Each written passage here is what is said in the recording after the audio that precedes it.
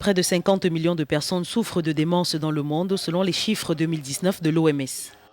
Une condition qui provoque une diminution de la capacité mentale suffisamment grave pour interférer avec la vie quotidienne. J'ai commencé à remarquer des changements, en particulier en classe.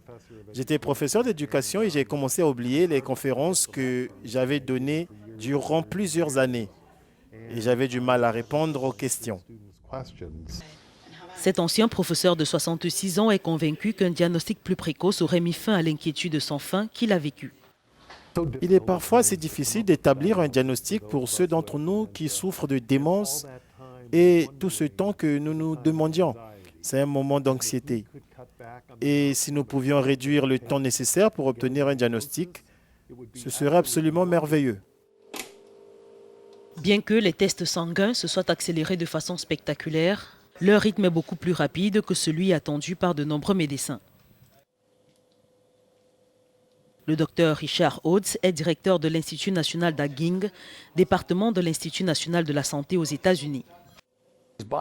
Ces biomarqueurs permettent de détecter les modifications en cours dans le cerveau, parfois même des décennies avant l'apparition des symptômes.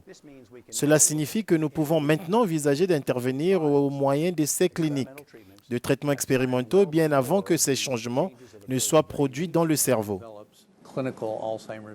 De nombreux essais sont en cours pour trouver des cibles médicamenteuses ou un marqueur génétique afin que les médecins puissent commencer à intervenir avant que des lésions cérébrales ne se produisent.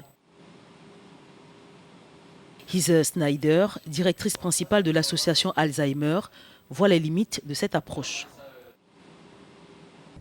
Nous savons qu'elle n'est précise qu'à près de 70 à 80% en termes d'identification de véritables changements cérébraux qui provoquent les changements de mémoire.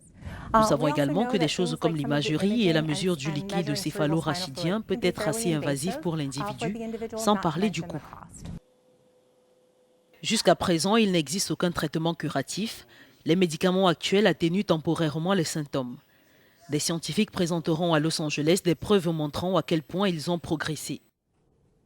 Selon eux, les résultats sont prometteurs et les tests sanguins seront bientôt utilisés pour identifier et surveiller les personnes atteintes.